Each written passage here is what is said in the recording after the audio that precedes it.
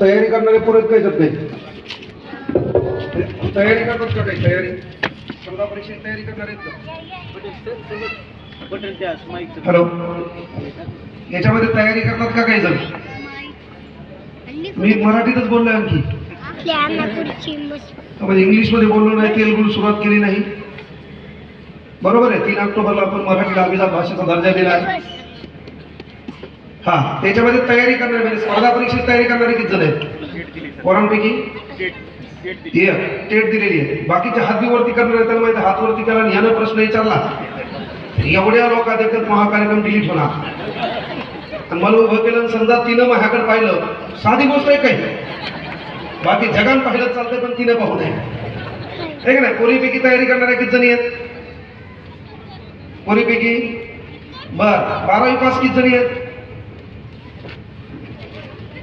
बर पहिली पास. आपला प्रॉब्लेम एक सांगतो, म्हणजे या ठिकाणी मी आवर्जून बाबा या ठिकाणी माझ्यासमोर एक शब्द वापरलाय, शेलार भाऊला मी सांगायलो की माझ्यासमोर शब्द वापरला व्याख्याती.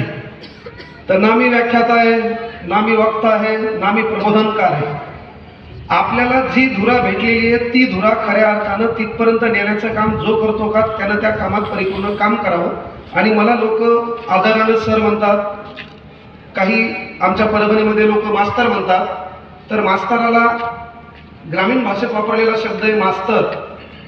आणि मास्तर शब्दाचा जर आपण विग्रह केला, फोड केली तर ती अतिशय छान अर्थ निघतो. मास्तर, मा म्हणजे आई. आईच्या स्तरावर जाऊन विद्यार्थ्याची गरज लक्षात घेऊन स्वतःच्या लेकराला भविष्यात काय बनवायचं हा विचार डोक्यात घेऊन वर्गात गेल्यावर वर्गातले लेकरं स्वतःचे लेकरं समजून आपल्या लेकराप्रमाणे अंतःकरणातून शिकवण्याचा प्रयत्न करतो, तो खरा मास्तर. म्हणून मी प्रथमतः शिक्षक आहे. माझं काम क्लास घेणं आहे.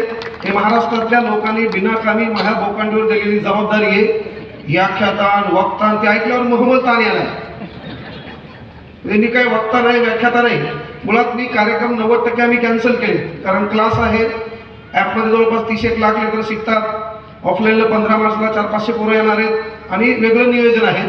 त्याच्यात बाबा चला आपण बाबासाहेब आंबेडकरांचं कॅरेक्टर शिकवता शिकवता व्हायरल झालो. तर ज्या माणसानं आपलं जीवन घडवलंय, ज्या माणसानं या देशासाठी फार मोठं योगदान दिलंय, आणि म्हणून जिसने तुमको सर उठाना सिखा दिया उसके सामने सर मत उठा, ते म्हणजे परमपूज्य बोधिसत्व डॉक्टर बाबासाहेब आंबेडकर. आणि म्हणून कुठल्याही माणसामुळे पहा, जिंदगी 1 मिनिट में नहीं बदलती, लेकिन 1 मिनिट में लिया हुआ फैसला पूरी जिंदगी बदल देता है. माणसाचं आयुष्य 1 मिनिटात बदलत नाही, मात्र 1 मिनिटाचा विचार माणसाचं आयुष्य बदलते. आणि म्हणून मी यूट्यूब माध्यमातून जेव्हा मनस्मृती 25 डिसेंबर 1927 मनस्मृती या पुस्तकाचं दहन का करण्यात आलं की ज्या बाबासाहेबांनी त्यांच्याकडे 29 नंबरचा फ्लॅट होता, 31 नंबरचा फ्लॅट होता. एका ठिकाणी एक घर त्यांना पुस्तकासाठी बांधायचं होतं आणि एक घर स्वतःसाठी बांधायचं होतं. पण पुस्तकाचं घर बांधता बांधता पैसे कमी पडले, म्हणून त्यांना 31व्या नंबरचा फ्लॅट विकावा लागला आणि पुस्तकासाठी घर बांधावं लागलं. मग जो माणूस पुस्तकासाठी घर बांधतो, जो माणूस पुस्तकावर एवढं प्रेम करतो, तो माणूस एखादं पुस्तक जाळत असेल तर कदाचित ते पुस्तक वाईट होतं म्हणून आपल्या बापानं जाळलं असेल आणि त्या एका व्हिडिओनी पहिले तिथं सुरुवात झाली असते.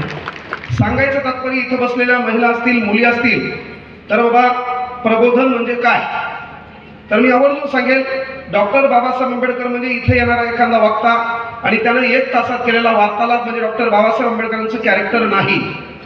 बाबासाहेब आंबेडकर समजून घ्यायची म्हणजे साधी सुधी गोष्ट नाही. पण प्रॉब्लेम हा एक व्हायला की तात्पुरतं आपल्याला भावनिक करण्यासाठी लोक इथे येतात, आपल्याला जय भीम म्हणतात, है ना, कडक जय भीम म्हणतात, पण ती आपलीच असतात असं नाही. अनेक लोकांनी विचारमंचावर, आणि आपण भोळे भाबडे, सर्वात भावनिक असणारा समाज कोणता? आपणच. सर्वात भावनिक असणारा. अनेक लोकांनी आपला कार्यक्रम ठोकलाय. अनेक लोकांनी इथं आले, कारण पहिला कार्यक्रम आपला कोण ठोकला तर पहिला कार्यक्रम आपला राजकीय नेत्याने ठोकला. राजकीय नेत्याने लय भारी ठोकला. त्याच्यात दोषी तुम्ही पण आहेत. तुम्हीच नेते लोकांना मोठं करता.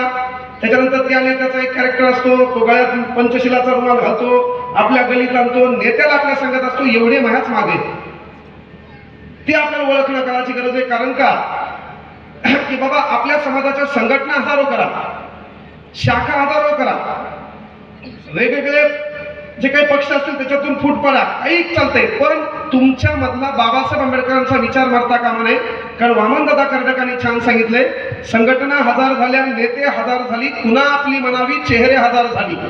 संघटना हजार झाल्या, नेते हजार झाली, पुन्हा आपली म्हणावी चेहरे हजार झाली. तू पाहिलेली स्वप्न पूर्ण झाली तकारे, भीमा तुझ्या मताची माणसं आज मेली तकारे, भीमा तुझ्या मताची माणसं आज मेली तकारे. म्हणजे जिंदगीत काही करा पण आपल्या हृदयामधला बाबासाहेबांचा विचार मारता कामा नये, ही गोष्ट लक्षात घ्या. आता जयंती आहे, जयंतीमध्ये सर्वाधिक जास्त यांच्यात रोष कोणता चालू आहे, ह्याच्यापेक्षा महा डीजे जोरात कसा वाजला. सर्वात मोठं कॉम्पिटिशन कोणतं आहे, ह्याच्यापेक्षा मोहा डीजे जोरात कसा वाजवला. तर डीजे वाजवण्याच्या नादात तू जाणार नाही याची काळजी घे. त्याच्यानंतर विनंती एक आहे, इथं येऊन काही वक्ते तुम्हाला भाषण देतात, भाषणात सांगतात जयंत्या नाचून नाही वाचून साजऱ्या करा, त्याचं ऐकू नका. ज्यानं डायलॉग हल्ला ना, जयंत्या नाचून नाही वाचून साजऱ्या करा, त्याला सांगा 6 डिसेंबर महापरिनिर्वाण दिनी बाबासाहेब आंबेडकरांच्या चैत्यभूमी या ठिकाणी 1.5 कोटीचं पुस्तक विकल्या जातं. कारण आम्ही नाचतो बी आणि वाचतो बी, ही आमची परंपरा. त्याला सांगा, जे कुठंच होत नाहीये, ही गोष्ट लक्षात घ्या. कोणी आपल्याला शिकवलं, पण प्रॉब्लेम काय झाला, पहिले आपला कार्यक्रम ठोकला नेते लोकांनी. कसा ठोकला, नेता टाईट कपडे घेऊन आपल्या घरात एंट्री मारली, घरात एंट्री मारल्या त्याला फोटो दिसला घरामध्ये साहित्य रत्न अण्णाभाऊ साठेंचा. बापा त्या कमरेतून वाकून म्हणलं जय लहूजी. आपल्याला वाटलं बेन आपलंच आहे. त्यानं दुसऱ्या घरात एंट्री मारली, घरात फोटो दिसला पुण्यश्लोक अहिल्यादेवी होळकरांचा. त्यानं कमरेतून वाकून अभिवादन केलं, जय मल्ला. आपल्याला वाटलं बेन आपलंच आहे. घरात आलं, घरामध्ये फोटो दिसला बाबासाहेब आंबेडकरांचा. घरात आलं, घरात फोटो दिसला छत्रपती शिवाजी महाराजांचा. लगेच त्यांना घालला, तुमचं आमचं नातं काय, जय जिजाऊ जय शिवराय. आपल्याला वाटलं बेन आपलंच आहे. घरात नेत्याने एंट्री मारली, घरात फोटो दिसला डॉक्टर बाबासाहेब आंबेडकरांचा.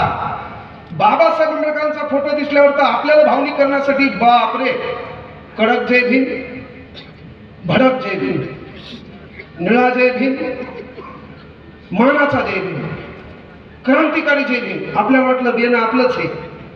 आता हुशार व्हायचं आहे आपण. आता आपण हुशार व्हायचं. अख्ख्या भारतानं बिग वन सर्च करून पाहिलं. मागल्या 2 महिन्यात तुमच्या इथे मॅटर घडलं ना, अख्ख्या देशाला माहीत झालं बिग वन काय. रडम साधा कार्यक्रम हे काय, पोरिओ ह्याला दोषी माई आहे. इथं बसलेल्या बापांना विनंती, इथं बसलेल्या भावांना विनंती आहे, बाहेर समाज सुधारक होण्यापेक्षा घरातला रक्षक होय, जीभ मारायला जाय, शरीराकडे लक्ष दे, है ना. 100ची 90, 20चा चकणा, तुझ्यासोबतचा मित्र ते बी देखना. हे भंगार चाळे करू नका. इथं बसलेल्या माता माऊलींना तुमचा लेख म्हणून सांगतो, हे बघ, कोणताच मायकाला आपल्या घरामध्ये अटॅक करत नाही. त्यासाठी पहिलं काम आहे माईचं बापाचं आपल्या पोरीकड, आपल्या पोराकड आपलं लक्ष असलं पाहिजे. तुम्ही इथं बसलेल्या माता माऊलीत किती पोरीकड मोबाईल आहे सांगा. अशी इथं कोण पोरगी आहे तिनं मोबाईलच पाहिला नाही. ज्या पोरी मोबाईल पाहिला नाही ती सध्या गांधीजीपेक्षा ग्रेट आहे बा. तशी एखादी पोरगी असेल तिनं मोबाईलच पाहिला नाही, मी जाता जाता तिच्या पाया पडणार, मोह मानधन तिला देणार, तिला एक नवीन मोबाईल घेऊन देणार. म्हणजे मुख्य गोष्ट काय बाबा, की पहिल्यांदा आवर्जून सांगतो, इथं बसलेल्या माता माऊल्या, तुमच्यामध्ये आपण कमी शिकलेलो आहोत म्हणून आपली बाबासाहेब आंबेडकरांच्या विचारावर श्रद्धा आहे. जे लय शिकले का त्याने आपलाच कार्यक्रम ठोकला हो. देशाला घातक कोण आहे, जास्त शिकलेले दलित. कमी शिकलेल्या लोकांना श्रद्धा आहे. आजकाल हे भाषणबाजी आहे ना, गायन हे कोणावर चालले, गोरगरीबाला. जोपर्यंत हा खाली बसलेला गोरगरीब समुदाय का, तोपर्यंत हा लुटणारा समाज इथे. ही गोष्ट लक्षात घ्या. मग आपल्या पोराच्या डोक्यात, आपल्या मायबापाच्या डोक्यात पहिला विचार पाहिजे, आपलं लेकरू कोणाच्या संपर्कात आहे. आपल्या पोरीच्या मोबाईलमध्ये किराणा दुकानदाराचा नंबर कसं काय शेवट, काम काय पडलं तिला, काम पाहिजे का नाही. आपल्या पोरानं स्टेटस ठेवलं, कुठल्या तरी नेत्याने त्याच्या खांद्यावर हात टाकला आणि यानं स्टेटस ठेवलं, आधारस्तंभ 10 बायदाच्या रूम मध्ये मरस्तोर मारा, काही फरक पडत नाही, मालमत्ता आपलीच. एक स्पेशल रूम ठेवा. रूम नसेल एवढा मोठा एरिया आहे, बाजूला कोपऱ्यात दन हाना, पुन्हा मधात आणून ठेवा. ज्यानं स्टेटस ठेवलं, ज्यानं खांद्यावर हात ठेवला त्याच्यासाठी युवकांचे प्रेरणास्थान, त्याचं वय 70 वर्ष आणि ते युवकांचा प्रेरणास्थान मरच तो राहणार है ना. विदेशात तरुण लोक सरकार चालवतात, म्हाताऱ्या लोकांना पेन्शन देतात.